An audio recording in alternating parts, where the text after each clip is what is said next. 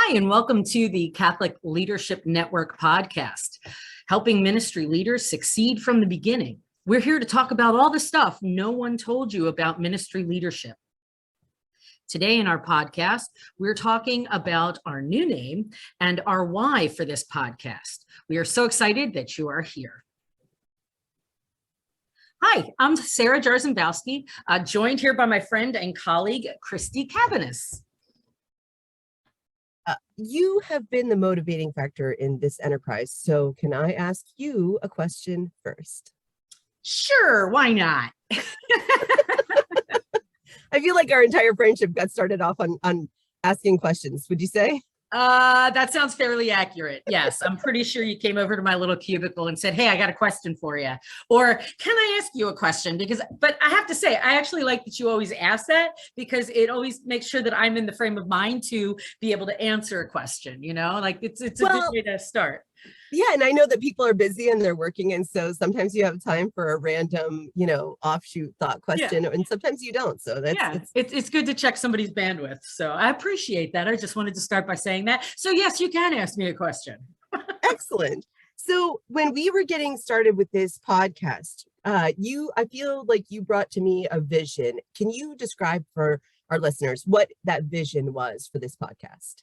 Yeah. So when we started, my ministry mind focuses around young adults and young adult ministry. That's just kind of the way my brain works at the moment. And seeing our young adults, those in their 20s and 30s, 18 to 39, are in our pews, and just, what their lives are like and how we can minister to them. So one of the things that I noticed nationally is that young adult ministry leaders are by far volunteers, stipended for, 5 to 10 hours. If we're lucky, they're part-time. Often they're an addition to another job if they are on staff. A lot of times they're youth and young adult ministry. The goal of this was really to connect with those who are new to ministry leadership or don't necessarily know some of those underlying rules that are not stated, right? There's a lot of things that we think we know, but we don't, right? And when I started in ministry, I started in youth ministry, so high school students, and moved up into young adult ministry. But my first parish job, there was a lot of disillusionment that happened.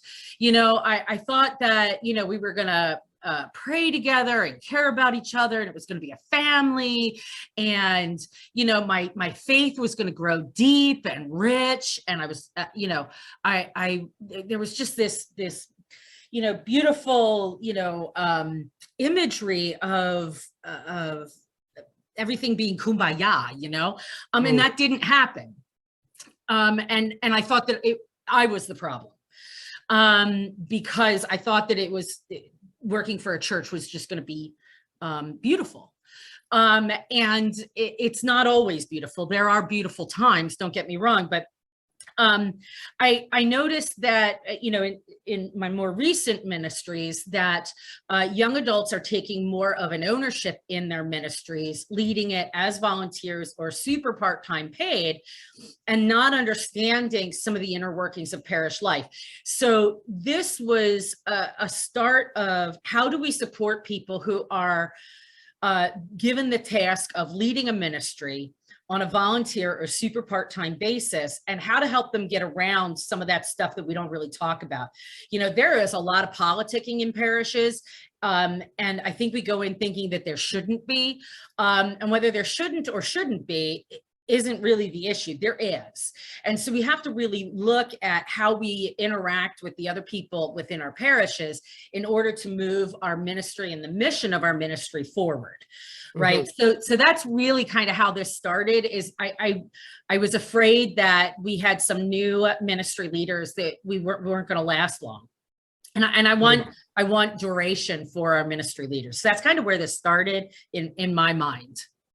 so many things just like fired off in my brain about what you had to say, but one was an analogy for this experience of disillusionment when you come into parish work. And I think that you have backstage theater experience, as do I. And I think that that's a great example, because I think when you go to a show, right, you see all of the completed work, you see this production where the hair and makeup looks great and the songs are perfect and the steps are choreographed, and yet somehow it feels and looks very natural as you see this production come together on stage.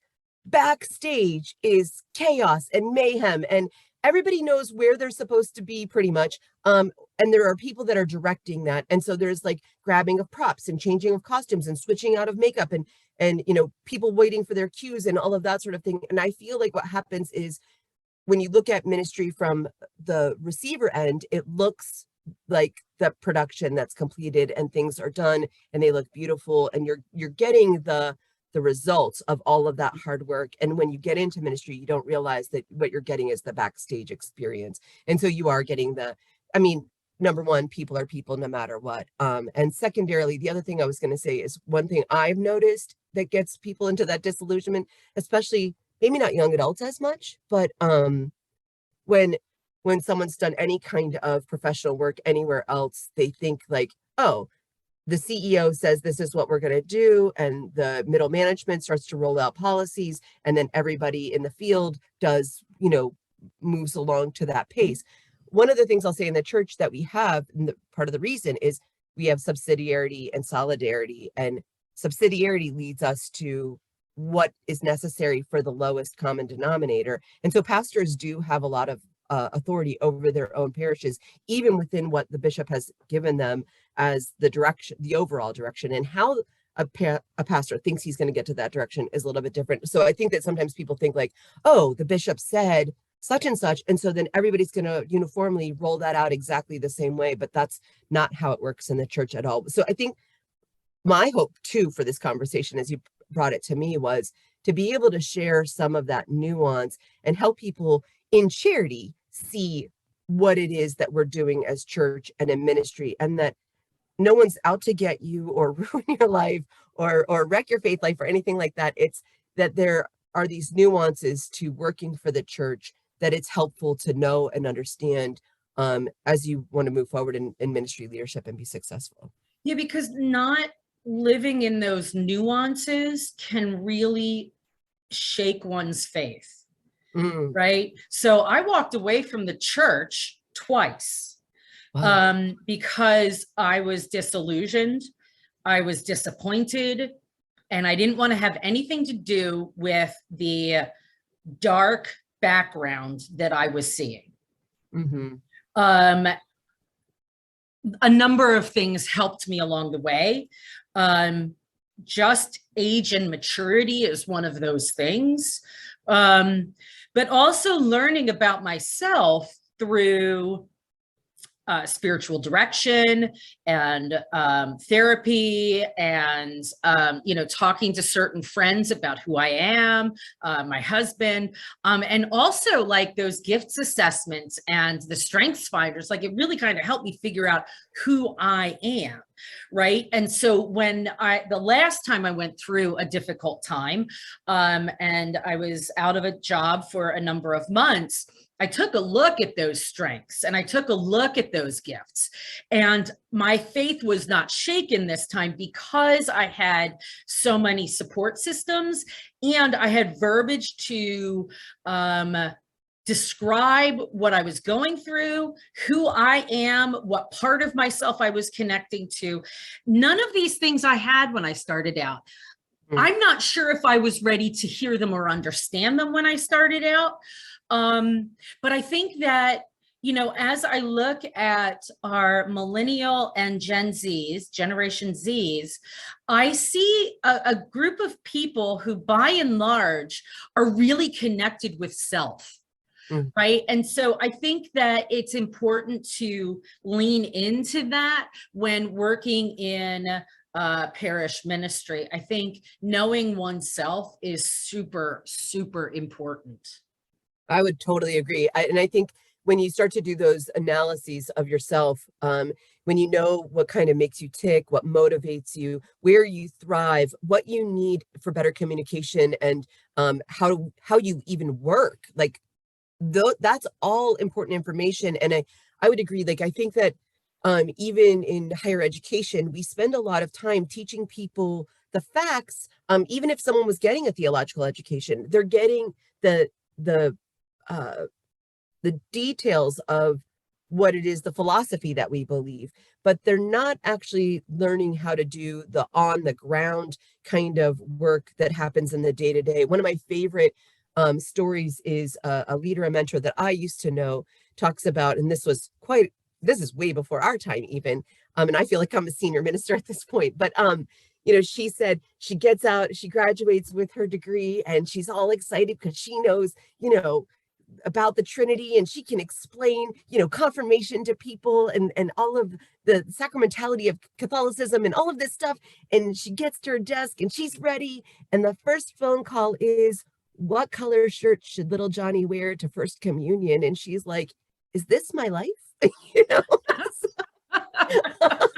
I think, in the realm of like registering for things and keeping track of people and watching numbers and worrying about finances that, even as small as some budgets might be, this is all part of the inner workings. Again, that backstage image, if you will continue the analogy with me, of what it takes to really get that to fruition. I mean, even with a show, you bought a ticket through a vendor or at a kiosk because someone was running that side of things. Like that's what we take for granted somehow in our minds. I don't know why necessarily church ends up being this dreamy fairyland, but it does, probably because it's so spiritual and existential, and you're dealing with the metaphysical. So you're thinking like, oh, this is beyond human understanding, and so it's beyond human foible, but it's not.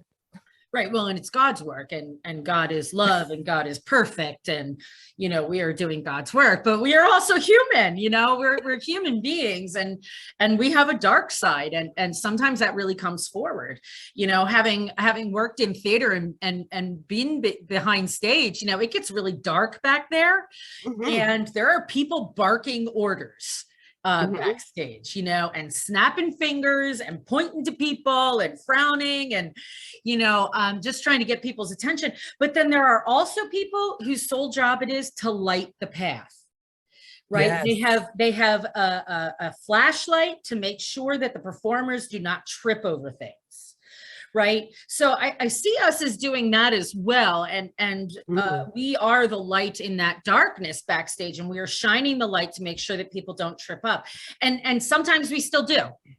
Sometimes we do still trip up, and we just kind of got to get back up because the show must go on. I mean, it just does. And even though the show's now been on Zoom half of this year because of COVID lockdowns, the show is still going on, and we're not just stopping our faith or stopping learning about our faith or stopping, any forward momentum. We might have slowed it, but we just have to pivot. And in theater as well, even on stage, sometimes something happens where, you're supposed to walk out the door and the doorknob, comes off in your hand, and you're like, well, how do I get off the stage now? Since the door is now locked shut, and you got the hand, you have to pivot. And we need to learn how to do that too. And that's appropriate for us to pivot in our work as well. So I like the theater analogy. I'm all about theater, having a theater degree in my background. Woohoo, Wagner College.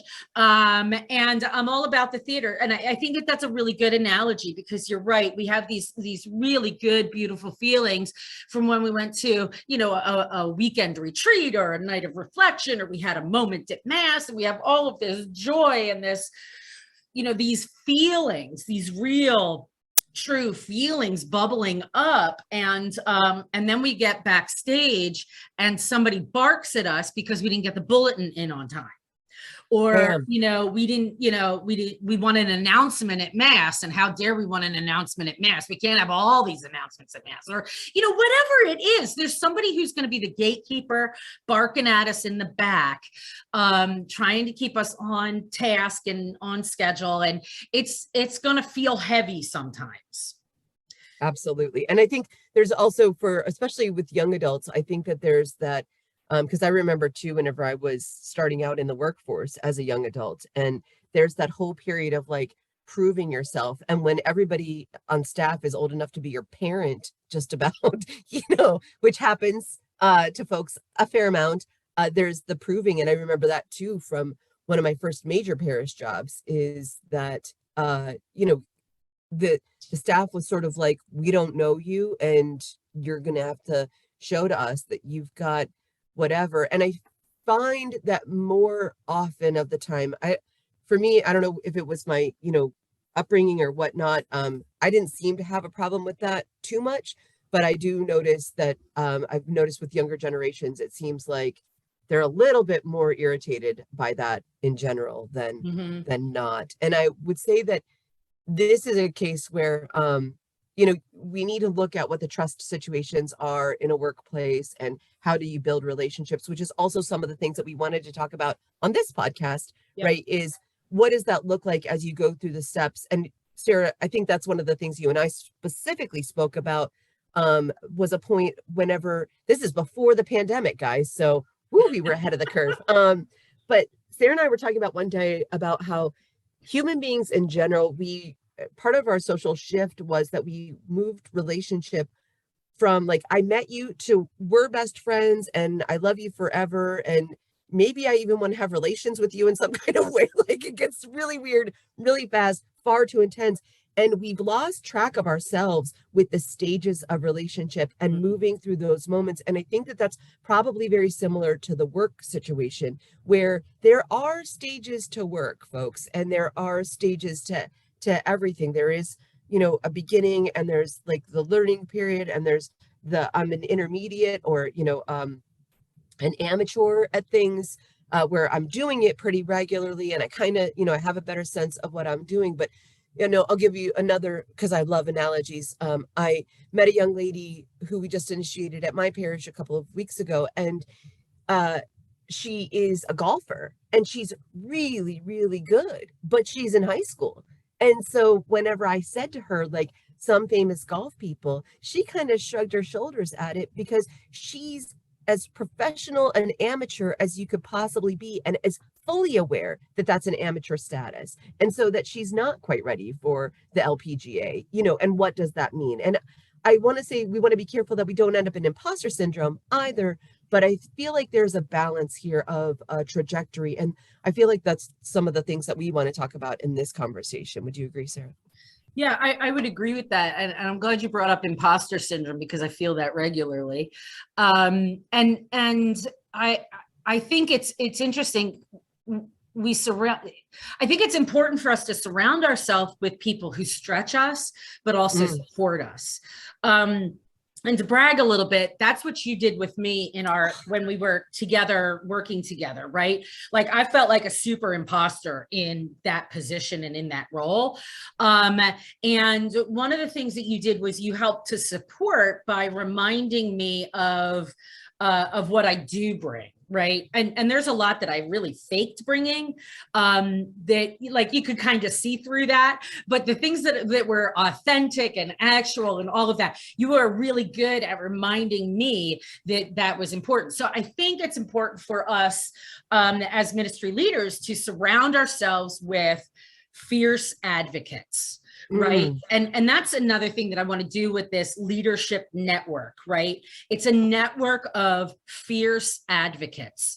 And I want us to really support each other, right? So Pope Francis is really putting forth the idea of lay ministry as an important ministry, right? Like, as a real thing, right? And something for us to lean into and to show as something of value and merit. The way I'm kind of taking it is, as much as those who are in religious life and those who are on staff. You know, lay ministers are as important. You know, I worked for the Catholic Apostolate Center for a while, and they're a ministry outreach of the Palatines. St. Vincent Pallotti had been talking about lay ministry back in the 1800s, right? And he was bringing together lay people to minister to and with the church, right? That was new at that time. And that was like outside of the box thinking.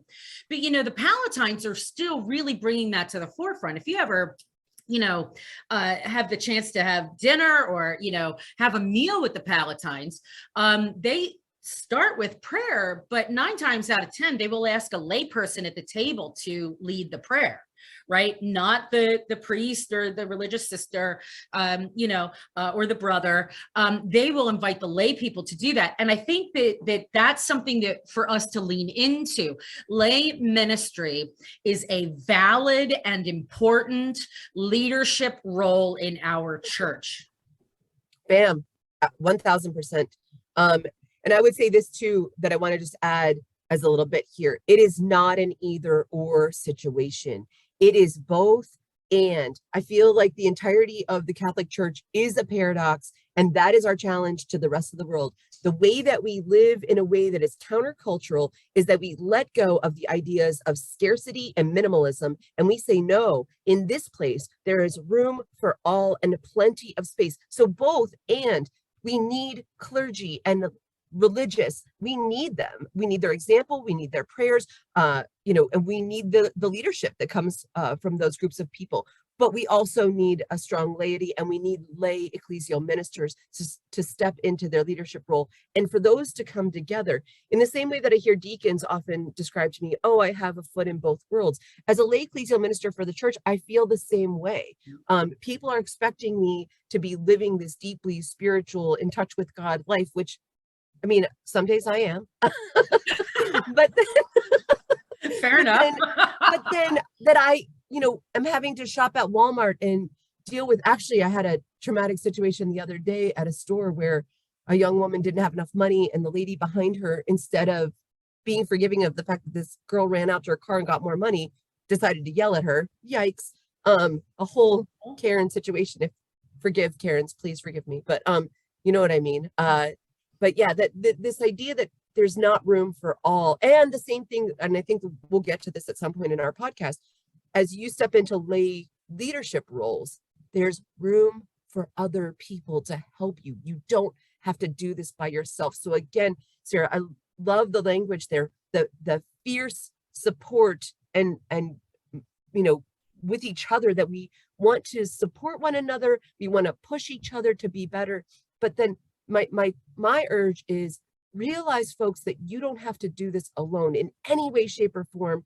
Not only do we want to create a group here where you feel safe and seen and heard, but we also want you to realize that there are people in your parishes that want to do the same thing, and they need that from you. So then take this gift and share it with other people, and receive this gift, and you know what I mean, and be willing to receive it from others as well. Yeah, I think it's important to not be the lone wolf, right? When I was working in youth ministry, we would have these really powerful 3-day weekend retreats, and they were very powerful. And people came back with the joy of God. They experienced God for the first time, and they would go back and not understand why their friends who didn't go, or their family or parents, were brought them down. Right? Well, they didn't change. Your parents didn't change. Your friends and all these other people didn't change. You're the one that changed, right? So you went through a process. I went through a process of change during those retreats. When you hear things and you are changed, hopefully by these podcasts, and you want to implement things, it's important for you to bring the people along on the process. Right? It's important to not just go in and say, bam, this is how it is, and what you're doing is wrong, and we need to and have to, and this and that. We can't just go in and make other people feel stupid for having done this for all of their lives. Or for the past 20 years, or whatever it is. We need to bring them along for the ride. Right now, I am working with one of our ministries, and I probably did not follow this as closely as I should have or could have, right? And I'm realizing now through prayer and discernment that I need to bring them along for the ride. I can't just say, stop doing this, because that's silly. It's not silly. It's what they know. It's how they know to respond to God's love. They haven't been taught anything different. They haven't been shared any other way of doing things. And what they have been doing is valid because they haven't had a network of support. I also want to add, though, that at some point, what they were doing worked for people at the time. Yes. That's the struggle with ministry. I think we implement a practice or procedure and it works for a time. Mhm. And then we get very comfortable with like, oh, this is easy now. I can just, because thinking of new ways to do things and innovating. And I'm in that boat right now, like in my job currently where, and I just told this to my new associate, I don't know how long anything takes. And I'm having to establish a lot of different things. So that takes a lot of, work, mind power, whatever.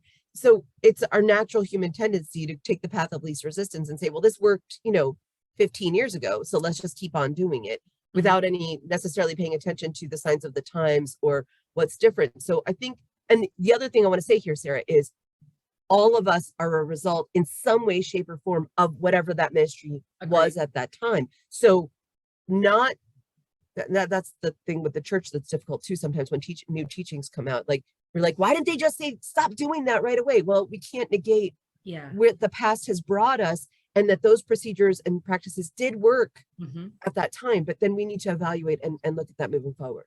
Right. And I agree with you 100%.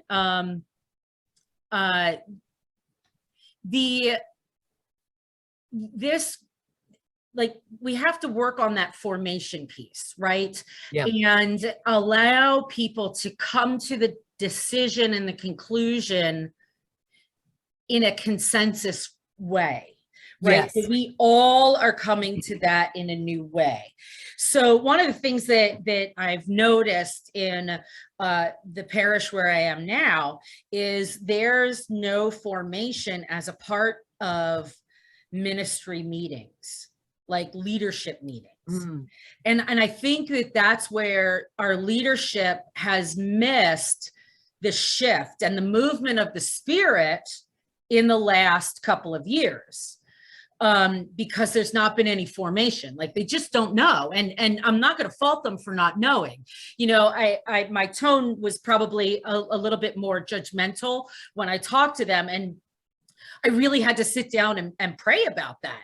And I really had to come to terms with myself that, no, you probably messed that one up a little bit. You're going to have to win these people over because they really have been working hard and they have been, and I'm going to give them those props, however, if we're going to move forward, we all need to have some formation, and I don't want them to be as formed as I am, so to speak. They don't need to go through a master's program. They don't need to go to every conference that's out there now, but I think that understanding how the Spirit is moving in the church, even ever so slowly, especially with the Synod on Synodality, I think there's a lot that they can learn through this process, right? And so just adding, even 15 minutes of conversation and formation for them, I think is going to be helpful. And so those who are in leadership as a volunteer, inviting parish staff to help with formation of your leadership team, I think is a good first step, right? I think it's good that they know that you want to learn. I think it's good that the staff knows that you're open to learning and you want to be in concert with the rest of the parish. In concert doesn't mean doing what everybody else does in their own way. Everybody has their own part to play, right? To create this beautiful symphony. So I think it's important to have that continuing formation. I think that it's important for people to take time to continue to learn and grow and to have a learning organization. Yeah, and I think the last part that I wanted to add on here is something that we had talked about in one of our previous conversations to this one, is we want to also make sure that we're aware that we are Catholic, and so there's a Catholic aspect to this. And the center of Catholicism is the person of Jesus. And if at any point you're asking yourself, well, why would I do that? I think that you need to look at our Lord and say, how did he teach? How did he lead? What did he do for his own disciples? And if we're not modeling that, then are we really living into our own central core values of disciples of Jesus Christ, you know, the risen Lord? And are we living as he taught us how to live? If we're saying, why would I do that? And why would I continue learning? Or why would I try to work better with others? Or why would I try to understand them? I don't think that we're reflecting Jesus as much as we probably could be. Mm-hmm. And that just reminds me of the story of Emmaus. I mean, Jesus was walking the opposite way that he wanted them to be walking, you know? I mean, he wanted them to be in Jerusalem and they were walking the opposite way to Emmaus, and he was walking with them. And I think that sometimes we are on the road the opposite direction, to listen to where people are in their spirituality and then to offer some formation, right? He listened to them first and they just let their hearts out, right? So we need to let people share their heart and heart's experience and their experience of faith with us, and the tragedies that go along with that sometimes, and the difficulties that go along with that. And then we can talk about the formative piece to write the journey towards Christ, towards Jerusalem, towards God, and utilizing the gifts of the Spirit in that journey, you know? So yeah, sometimes we're going to be going the wrong way. And today I may feel like with this one ministry team, I'm going the wrong way. But in a sense, I'm not, because I am listening to them and I'm attempting to build relationships in a better way than I maybe had that first meeting I had with them, you know? So, I mean, sometimes we do that, folks, and you just got to say, you know, I mean, I wrote them this really long email, like, hey, I'm sorry guys, if I came off strong. I think you're doing amazing. Like, the fact that all this has been going on for 2 years without any leadership from the staff, I think you're doing phenomenal, which is true. I really do believe all of that. And God shined a light on that in my prayer. And we have to take all of these uncomfortable spaces to prayer. You know, I was on a conference with the USCCB in their Journeying Together synodal process with young adults. And one of the leaders on that said something along the lines of frustration. Frustration shows that the Holy Spirit is moving, and that there is hope. I'm looking in my journal because I wrote it down because I thought that it was really important. And let me go back to it. Frustration is a sign of hope. The Spirit is moving and longing to engage. And his name was Ashley. So wow. Ashley, you really struck a chord with me. Frustration is a sign of hope. The Spirit is moving and longing to engage. So when we're frustrated, say, hello, Holy Spirit, welcome. How about a little peace now? But lean into that. Preach it. Yeah. So we are at the end of our time. Oh my goodness. Christy and I can surely talk a lot, but we do want to keep this a half hour or so each week that we gather. Sometimes we will be gathering with a third, maybe even a fourth person. Sometimes it's just going to be the two of us really back and forth about a specific topic or subject.